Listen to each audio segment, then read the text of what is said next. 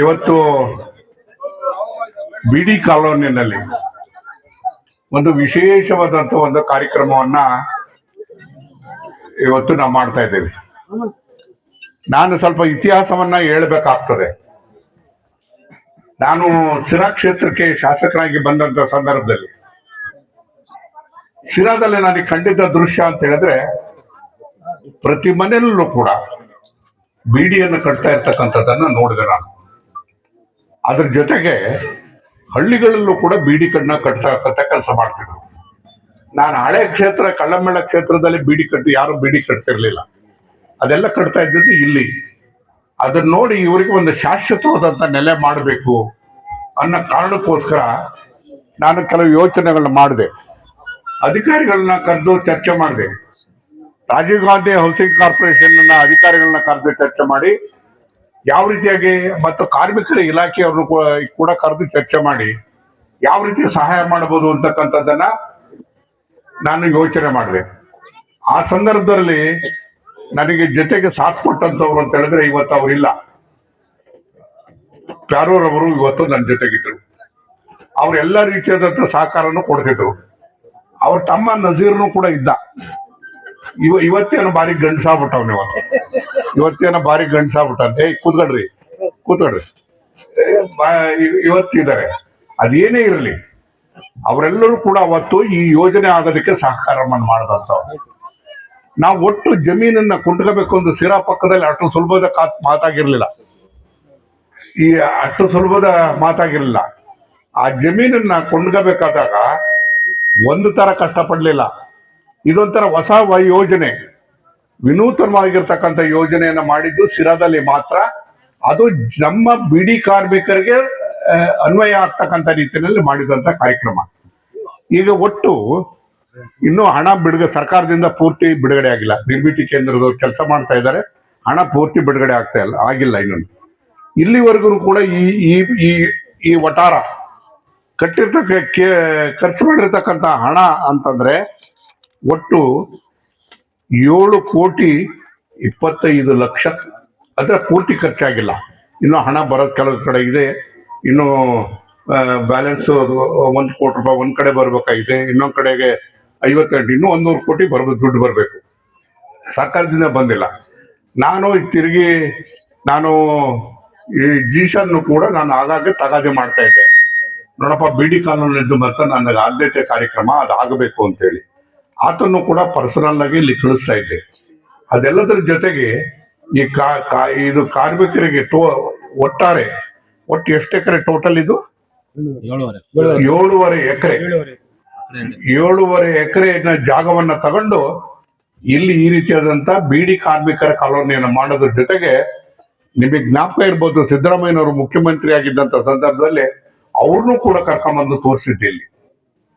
ಇವತ್ತು ನಾನು ನಡೆಸಬೇಕಾಗಿರ್ತಕ್ಕಂಥದ್ದು ಅಂದ್ರೆ, ನಾನು ಬೆಂಗಳೂರಿನಲ್ಲಿ ಇದನ್ನ ಮಾಡಬೇಕು ಅನ್ನುವ ವಿಚಾರದಲ್ಲಿ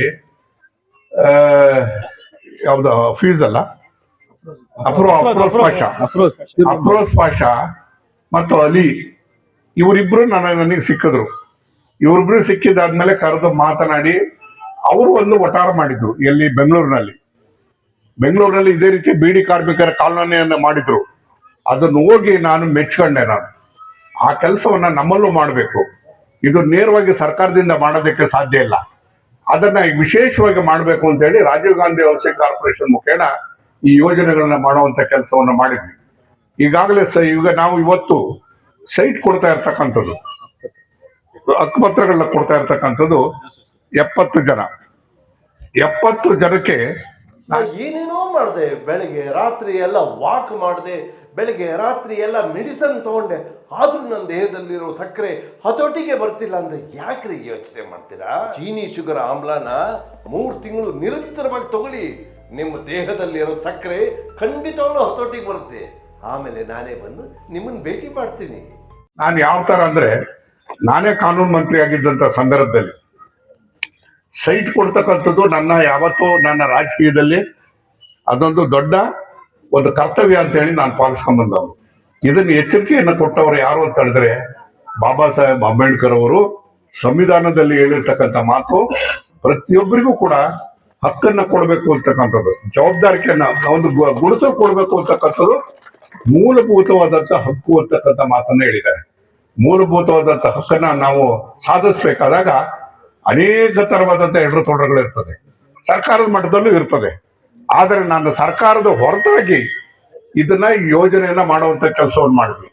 ಇದಕ್ಕೆ ಮುಂದೆ ಬಿದ್ದವ್ರು ಯಾರು ಅಂತಂದ್ರೆ ಬಿಡಿ ಕಾರ್ಮಿಕರ ಅಫ್ರೋಸ್ ಪಾಷಾ ಬಿಡಿ ಕಾರ್ಮಿಕರು, ಅವರು ರಾಜ್ಯ ಮಟ್ಟದ ಕಾರ್ಯಕ್ರಮಗಳನ್ನ ಮಾಡ್ತಕ್ಕಂಥವ್ರು, ಅವ್ರನ್ನ ಕರ್ಕೊಂಡ್ಬಂದು ಇಲ್ಲಿ ಮಾಡೋದಕ್ಕೆ ಪ್ರಾರಂಭ ಮಾಡಿದ್ವಿ.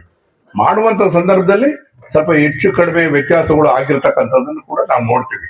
ಇವತ್ತು ನಿರ್ಮಿತಿ ಕೇಂದ್ರದಲ್ಲಿ ಕೆಲಸ ಆಗ್ಬೇಕು, ಇನ್ನೂ 1.5 ಕೋಟಿ ರೂಪಾಯಿ ಸರ್ಕಾರದಿಂದ ಬಿಡುಗಡೆ ಆಗೋದಿದೆ. ಅದನ್ನ ಆದಷ್ಟು ಬೇಗ ಬಿಡುಗಡೆ ಮಾಡಿಸ್ತಕ್ಕಂಥ ಕೆಲಸವನ್ನು ಕೂಡ ಮಾಡ್ತೇನೆ. ಮತ್ತು ಇನ್ನೊಂದು ಬಹಳ ಮುಖ್ಯವಾಗಿ ನಿಮ್ಗೆ ಇಲ್ಲಿ ಹೇಳ್ಬೇಕಾಗಿರ್ತಕ್ಕಂಥದ್ದು ಅಂತ ಹೇಳಿದ್ರೆ, ನಾನು ಕಾನೂನು ಮಂತ್ರಿ ಆಗಿದ್ದಂಥ ಸಂದರ್ಭದಲ್ಲಿ ಹಕ್ಕುಪತ್ರಗಳನ್ನ ಕೊಡ್ತಾ ಇದ್ವಿ. ಹಕ್ಕುಪತ್ರಗಳನ್ನ ಕೊಡ್ತಾ ಇದ್ದಾಗ ಏನಾಗ್ತಿತ್ತು ಅಂತ ಹೇಳಿದ್ರೆ, ಹಕ್ಕುಪತ್ರಗಳನ್ನ ಹಕ್ಕುಪತ್ರನ ಒರಿಜಿನಲ್ ಹಕ್ಕುಪತ್ರ ಇಟ್ಕೊಂಡು ಡೂಪ್ಲಿಕೇಟ್ ಕೊಟ್ಬಿಡೋರು, ಏನೆಲ್ಲ ಮೋಸ ಮಾಡೋರು ಜನಗಳಿಗೆ. ನಾನು ಅದಕ್ಕೊಂದು ಕಾನೂನು ಮಾಡಿದೆ. ಏನು ಕಾನೂನು ಅಂತ ಹೇಳಿದ್ರೆ, ಇಡೀ ರಾಜ್ಯಕ್ಕೆ ಮಾಡಿರ್ತಕ್ಕಂಥ ಕಾನೂನು ಅಂತ ಹೇಳಿದ್ರೆ, ನಾವು ಸಬ್ ರಿಜಿಸ್ಟರ್ ಆಫೀಸಲ್ಲಿ ರಿಜಿಸ್ಟರ್ ಮಾಡಿಕೊಡ್ಬೇಕು ಅಂತೇಳಿ, ಹಕ್ಕುಪತ್ರನ ರಿಜಿಸ್ಟರ್ ಮಾಡ್ಕೊಡ್ಬೇಕು ಸಬ್ ರಿಜಿಸ್ಟರ್ ಆಫೀಸಲ್ಲಿ ಫ್ರೀಯಾಗಿ ಮಾಡ್ಕೊಡ್ಬೇಕು ಅಂತೇಳಿ ಕಾನೂನು ಮಾಡಿದೆ. ಕಾನೂನು ಮಾಡಿದಾಗ ಅದಕ್ಕೆ ಯಾರು ಕೂಡ ಹೆಚ್ಚು ಸಹಕಾರ ಕೊಡಲಿಲ್ಲ. ಆದರೂ ಕೂಡ ನಾನು ಪಟ್ಟು ಬಿಡದಲ್ಲೇ ರಿಜಿಸ್ಟರ್ ಮಾಡೇ ಕೊಡಬೇಕು ಅಂತೇಳಿ, ಒಂದು ಸರಿ ರಿಜಿಸ್ಟರ್ ಆದ್ರೆ ಅದನ್ನ ಯಾರು ಕೂಡ ಮಾರಕ್ ಬರೋದಿಲ್ಲ, 15 ವರ್ಷ ಪರಭಾರ ಮಾಡಕ್ ಬರೋದಿಲ್ಲ. ಯಾರೋ ಬಡವ್ರ ಕೈಲಿ ಹೆಬ್ಬೆಟ್ಟು ಹಾಕಿಸ್ಕೊಂಡು ಜಮೀನು ನೋಡ್ಕೊಳ್ತಕ್ಕಂಥ ಜನ ಸಿರಾದಲ್ಲೂ ಇದ್ದಾರೆ, ಇಡೀ ರಾಜ್ಯದಲ್ಲಿ ಎಲ್ಲ ಕಡೆನೂ ಇರ್ತಾರೆ. ಈ ರೀತಿಯಾಗಿರ್ತಕ್ಕಂಥ ಜನ ಇರೋಂಥ ಸಂದರ್ಭದಲ್ಲಿ ಕಾನೂನು ಪ್ರಕಾರ ಅವ್ರಿಗೆ ಮೂಗ್ದಾರ ಹಾಕಬೇಕು ಅಂತ ಹೇಳಿ ನಾನು ರಿಜಿಸ್ಟರ್ ಮಾಡ್ಬೇಕು ಅಂತ ಹೇಳಿ ಮಾಡಿದ್ವಿ. ರಿಜಿಸ್ಟರ್ ಆಫೀಸಲ್ಲಿ ರಿಜಿಸ್ಟರ್ ಆಗಿರ್ತಕ್ಕಂಥದ್ದು ಹಕ್ಕುಪತ್ರ, ಅದ್ರ ಜೊತೆಗೆ ಇದು ಈ ಸ್ವತ್ತು ಮಾಡ್ತಾ ಇರ್ತಕ್ಕಂಥದ್ದು. ಯಾರೋ ಪುಣ್ಯಾತ್ಮರು ಹೇಳ್ತಿದ್ದು ನೋಡಿದೆ, ಈ ಸ್ವತ್ತುಗಳು ಆಗ್ತಾ ಇಲ್ಲ ಸಿರೋದಲ್ಲಿ ಅಂತ ಹೇಳಿ. ಆ ಪುಣ್ಯಾತ್ಮರುಗಳು ಅರ್ಥ ಮಾಡ್ಕೋಬೇಕು, ಈ ಸ್ವತ್ತು ಅಂದ್ರೆ ಏನು ಅಂತ ಅದು ಅರ್ಥ ಮಾಡ್ಕೊಂಡವ್ರಿಗೆ ಗೊತ್ತಾಗ್ತದೆ. ಈ ಸ್ವತ್ತು ಹಕ್ಕುಪತ್ರಗಳನ್ನ ರಿಜಿಸ್ಟರ್ ಮಾಡಿಕೊಟ್ಟಿರ್ತಕ್ಕಂಥದ್ದು, ಈ ಸ್ವತ್ತು ಕೊಡ್ತಾ ಇರ್ತಕ್ಕಂಥದ್ದು, ಅದ್ರ ಜೊತೆಗೆ ಇವತ್ತು ಹಕ್ಕುಪತ್ರವನ್ನು ಕೂಡ ಕೊಡ್ತಾ ಇರ್ತಕ್ಕಂಥದ್ದು. ಈ ತರ ಇದು ಇವತ್ತು 70 ಜನಕ್ಕೆ ಕೊಡ್ತಾ ಇದ್ವಿ. ಇನ್ನೂ ನಾವು ಕೊಡ್ಬೇಕಾಗಿರ್ತಕ್ಕಂಥದ್ದು DC ಆಫೀಸಲ್ಲಿ ಪೆಂಡಿಂಗ್ ಇರೋದು 30. ಇನ್ನು ಅದೇ ದುಡ್ಡು ಕಟ್ಟಬೇಕಾಗತ್ತೆ. ದುಡ್ಡು ಕಟ್ಟೋದ್ರಲ್ಲಿ ಸ್ವಲ್ಪ 2 ತರ ಆಯ್ತು. ಈ ಅಫ್ರೋಸ್ ಪಾಷಾ ಸತ್ತೋಗ್ಬಿಟ್ಮೇಲೆ ಅವನ ಹತ್ರ ಅಲಿ ಅಂತ ಇದ್ದ, ಅವನೇ ಲೆಕ್ಕ ಗೊತ್ತಿತ್ತು. ಆಮೇಲೆ ಇಲ್ಲಿ ನಜೀರ್ ಅವರಿಬ್ರೆಲ್ಲ ಜೊತೆಗೆ ಇದ್ರು, ಚೆನ್ನಾಗೇ ಇದ್ರು. ಆಮೇಲೆ ಏನೇನೋ ಆಯ್ತು. ಆಮೇಲೆ ನನಗೆ ಗೊತ್ತಾಯ್ತು ದುಡ್ಡು ತಗೊಳೋದ್ರಲ್ಲಿ ಸ್ವಲ್ಪ ಹೆಚ್ಚು ಕಮ್ಮಿಗಳು ಮಾಡ್ತಾ ಇದ್ದಾರೆ ಅಂತೇಳಿ. ನಾನು ಒಂದೇ ಹೇಳ್ತೀನಿ, ಇವತ್ತಿಲ್ಲಿ ಪೊಲೀಸರಿದ್ದಾರೆ, ಯಾರೇ ಬಡವರಿಗೆ ಮೋಸ ಮಾಡತಕ್ಕಂಥ ಕೆಲಸವನ್ನು ಮಾಡಿದ್ರೆ, ಅವ್ರು ಯಾರು ಎಷ್ಟೇ ದೊಡ್ಡರಾದ್ರೂ ಕೂಡ ಆ ಕೆಲಸವನ್ನ ಜೀಶಾನ್ಯ ಮಾಡಿದ್ರು ಕೂಡ ಜೀಶಾನ್ಯ ಬಿಡೋದಿಲ್ಲ. ನಾನು ಬಡವರಿಗೆ ಅನ್ಯಾಯ ಮಾಡ್ತಕ್ಕಂಥ ಕೆಲಸವನ್ನ ಯಾರು ಕೂಡ ಮಾಡಬಾರ್ದು.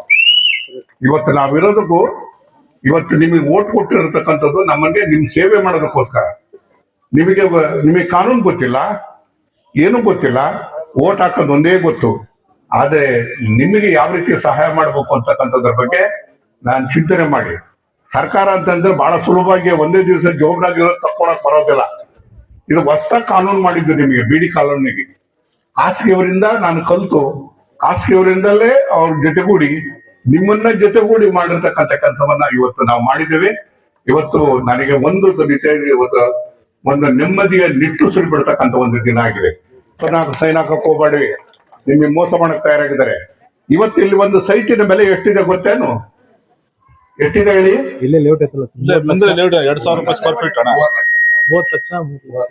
30 ಲಕ್ಷ ರೂಪಾಯಿವರೆಗಿದೆ ಒಂದು ಸೈಟಿನ ಬೆಲೆ. ಈ ಬೆಲೆಗೆ ಕಾಯ್ತಾ ಇರ್ತಾರೆ ಹೆಬ್ಬೆಟ್ಟು ಸೈನ್ ಹಾಕ್ಸ್ಕೊಳಕ್. ಬಹಳ ಜನ ನಂಬಿಸಿ ಮೋಸ ಮಾಡ್ತಾರೆ, ತಲೆ ತಿವಿ ಮೋಸ ಮಾಡ್ತಾರೆ, ಏನೆಲ್ಲ ಮಾಡಿ ಮೋಸ ಮಾಡಿರ್ತಾರೆ. ಅವ್ರು ಯಾರಿಗೂ ಬಲಿಯಾಗಬೇಡಿ. ನೀವ್ ಏನೇ ವಿಚಾರ ಇದ್ರು ಕೂಡ ನನ್ನನ್ನು ಬಂದು ಕೇಳಿ ಸತ್ಯ ಏನು ಅಂತಕ್ಕಂಥದ್ದು ಹೇಳ್ತೀನಿ. ನನ್ನ ಜೊತೆಗೆ ಅಧಿಕಾರಿಗಳೆಲ್ಲ ಇದ್ದಾರೆ, ಅದ್ರ ಜೊತೆಗೆ ಪೊಲೀಸರು ಕೂಡ ಇದ್ದಾರೆ. ಯಾವನಾದ್ರೂ ತಪ್ಪು ಮಾಡಿದ್ರೆ, ಬಡವರಿಗೆ ಮೋಸ ಮಾಡುವಂತ ಕೆಲಸವನ್ನು ಮಾಡಿದ್ರೆ ಅವನಿಗೆ ಜೈಲಿಗೆ ಕಳಿಸುವಂತ ಕೆಲಸವನ್ನು ಕೂಡ ಮಾಡೋದಕ್ಕೆ ನನಗೆ ಗೊತ್ತಿದೆ. ವಿಶೇಷವಾಗಿ ಸ್ಲಮ್ ನಿವಾಸಿಗಳಿಗೆ ಸ್ಲಮ್ ಇಲಾಖೆಯಿಂದ ಇವತ್ತು ರಾಜ್ಯಾದ್ಯಂತ ಏಕಕಾಲಕ್ಕೆ ಮುಖ್ಯಮಂತ್ರಿಗಳು ಹುಬ್ಳಿಯಿಂದ ಚಾಲನೆ ಕೊಟ್ಟು ಇವತ್ತು ಕಾರ್ಯಕ್ರಮವನ್ನ ಅಲ್ಲಿ ಚಾಲನೆ ಮಾಡ್ತಾ ಇದ್ದಾರೆ. ಹಕ್ಕುಪತ್ರಗಳು ಕೊಡುವಂತ ಕೆಲಸವನ್ನು ಮಾಡ್ತಾ ಇದ್ವಿ. ಈಗ ನಾವು ಅಲ್ಲಿ ಹೋಗ್ಬೇಕಲ್ಲ, ಇದು ಅಲ್ಲಿ 1008 ಮನೆ ಕಟ್ಟಿರ್ತಕ್ಕಂಥದನ್ನ ನೀವು ನೋಡಿದ್ರೆ ಬಹುಶಃ ಖುಷಿ ಆಗ್ತದೆ. ನನಗೆ ಒಂದ್ಸರಿ ಹೋಗಿ ನೋಡಿ ನಾನೇ ಯಾಕೆ ಇಲ್ಲಿ ಬಂದು ವಾಸ ಇರಬಾರ್ದು ಅಂತ ಅನಿಸ್ತದೆ. ಅಷ್ಟು ಚೆನ್ನಾಗಿರ್ತಕ್ಕಂಥ ಮನೆಗಳು. ಸ್ಲಿಮ್ ತಗೊಳಕ್ಕೆ ಸ್ಟಾರ್ಟ್ ಮಾಡಿದ್ನೋ ಅವಾಗ ಮಂತ್ಲಿ ಪೀರಿಯಡ್ಸ್ ಆಗ್ತಾ ಇದ್ದೀನಿ. PCOD ಪ್ರಾಬ್ಲಮ್ ನಾರ್ಮಲ್ ಆಗಿದೆ, ಥೈರಾಯ್ಡ್ ನಾರ್ಮಲ್ ಆಗಿದೆ. ಪೀರಿಯಡ್ಸ್ ಎಲ್ಲ 6 ಮಂತ್ ಆದ್ರೂ ಆಗ್ತಾ ಇದ್ದಿಲ್ಲ, ಇವಾಗ ರೆಗ್ಯುಲರ್ ಪೀರಿಯಡ್ಸ್ ಆಗ್ತಾ ಇದೆ. ಜೀನಿ ಸ್ಲಿಮ್ ನ ಯೂಸ್ ಮಾಡಿ 8 ತಿಂಗಳಲ್ಲಿ 55 kg ಸಣ್ಣ ಆಗಿದ್ದಾರೆ. ಜೀನಿ ಸ್ಲಿಮ್ ತಗೊಳ್ಳಿ, ಬೇಗ ಸಣ್ಣ ಆಗ್ತೀರಾ, ಫ್ಯಾಟ್ ಲಾಸ್ ಆಗ್ತದೆ. ಜೀನಿ ಸ್ಲಿಮ್ ನ ಯೂಸ್ ಮಾಡಿ 100% ಯಾವುದೇ ಸೈಡ್ ಎಫೆಕ್ಟ್ ಇಲ್ದಂಗೆ ಸಣ್ಣ ಆಗ್ತೀರಾ. ನಾನೊಂದು ಮಾತು ಹೇಳ್ತೀನಿ ಕೇಳಿ, ದೇಹದಲ್ಲಿ ಸಕ್ಕರೆ ಹತೋಟಿಗೆ ಬರ್ತಿಲ್ಲ ಅಂತ ಸುಮ್ಮನೆ ಯಾಕ್ರಿ ಟೆನ್ಷನ್ ಮಾಡ್ಕೋತೀರಾ? ಈಗಲೇ ಮನಸ್ಸಿಂದ ಅದನ್ನು ತೆಗೆದು ಬಿಸಾಕಿ 3 ತಿಂಗಳ ಕಾಲ ನಿರಂತರವಾಗಿ ಜೀನಿ ಶುಗರ್ ಆಮ್ಲನ ಉಪಯೋಗಿಸಿ ನೆಮ್ಮದಿಯಾಗಿ ಇರ್ತೀರಾ. ಡಿಸ್ಪ್ಲೇ ಕಾಣ್ತಿರೋ ನಂಬರ್ಗೆ ಕರೆ ಮಾಡಿ. ಜೀನಿ ಇದ್ದಲ್ಲಿ ಜೀವನ ನಿರಾಳ.